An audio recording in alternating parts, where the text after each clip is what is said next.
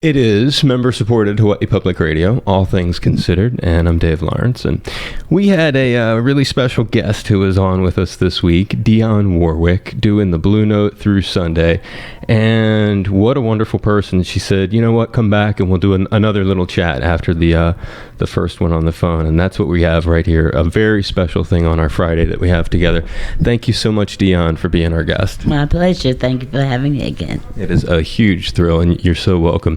You know, I was watching the whole family affair, the way you describe it up there on stage, and it is incredible for folks who come to the show. You'll see she has a whole bunch of family members who are going to be performing with her. Is that partially influenced by the fact that when you were young, you had a very similar familial exposure to music through your own family? Absolutely, and it's wonderful to know that my grandbabies are as interested in music, period. Not necessarily performing, but the music end of it. I think music is a vital part of everybody's life, and it's good for the soul. And do you see yourself, though, as playing the role of why they're so... I mean, listen to them sing. They just unload like cannons up there. Yeah, they do. Oh, the old saying, the apple doesn't fall that far from the tree. Right, and it's just a great tribute to the way when you were young, the same sort of stuff happened to you. And even like you told that great story of being backstage at the Apollo when they came looking for a singer. I mean, and that was a family thing there, too. Sure was. It was during a gospel caravan, and my mother's group, the Drinkard Singers, which were my aunts and uncles, her siblings. And like I said, all I knew was music, and it's a part of me. It's a part of a lot of the people listening to hear your voice. You talked about playing with Bob Marley at Madison Square Garden the other day on the air. What are some other stages, maybe venues, that are so unusual where you think, wow, I don't believe I'm here? Oh, wow. It's the Palladium in London, the Royal Albert Hall in London.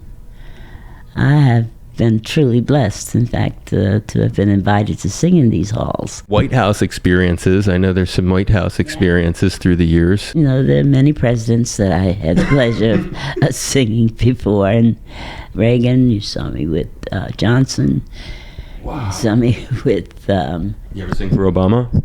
Yes, I have. In fact, he sang to me. That's pretty special. It sure is. And when we think about Obama, born here in Honolulu, and another guy who's really big here in Honolulu, is big all over the world, of course, Elvis Presley. I have to get you to tell, a couple of years ago when you were on, you told the fantastic story. And when you told it, the thing that really I'll never forget is you said this was the most exciting experience that ever happened in your life.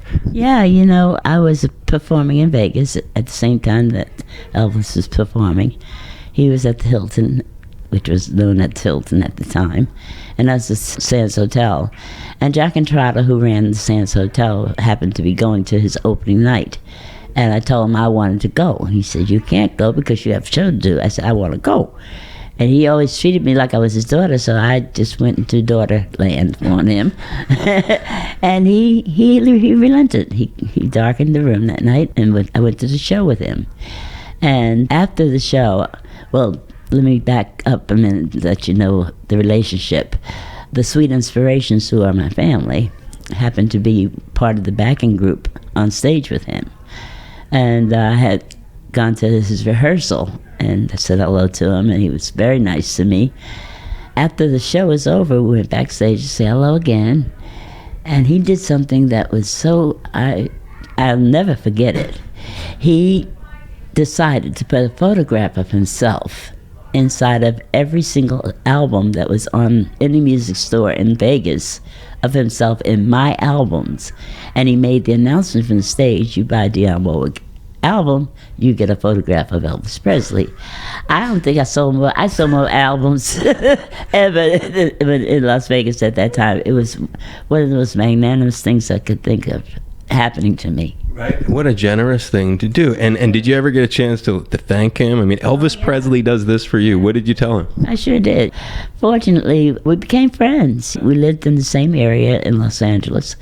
As a matter of fact, he asked me who my throat doctor was, and I told him. And he said, well, I need to find a doctor for Lisa Marie. I said, what's wrong with her?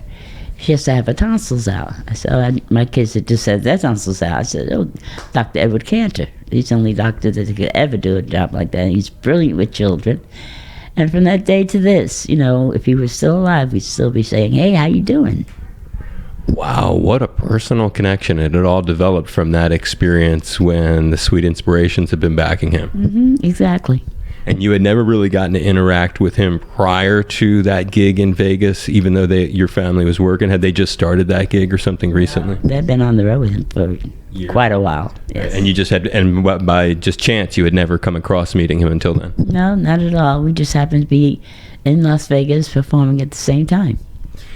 Final question before I let you go. That's a cool story. You've added quite a bit of detail to the Elvis story. Dionne Warwick, again, talking with us during her Blue Note run of dates through Sunday.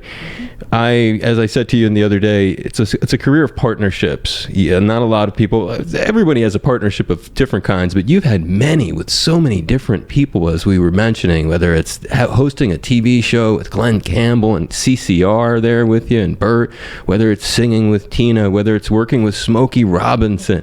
I mean, we could be here all night thinking about all the cats that you've gotten to work with. There are probably some, though, that are really special to you. Maybe you don't have those people anymore, or maybe that experience is one that helped shape your career. Or you like to mention them because maybe you hope their spirit will know that you're paying tribute to them still. What are the ones, maybe just a couple of highlights in your eyes from your view, not things that I may have suggested, but that give you a lot of satisfaction to say, yep, I did do that with so-and-so? It's the case of all my mentors. I was a truly blessed young lady. I had the pleasure of being around the icons of our industry. And those that I was around just embraced me. I became their baby.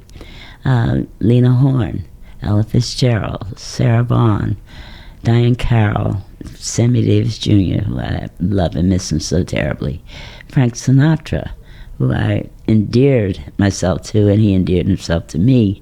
I call him Poppy, and we share the same birthday. Dean Martin, George Burns, Bob Hope.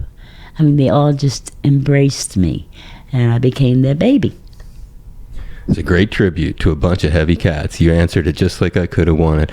I hope this wasn't a hassle. I hope you had a good time. I really appreciate getting to connect with the great Dionne Warwick in person here through Sunday at the Blue Note. Thank you for doing this. My pleasure. Thank you. If you see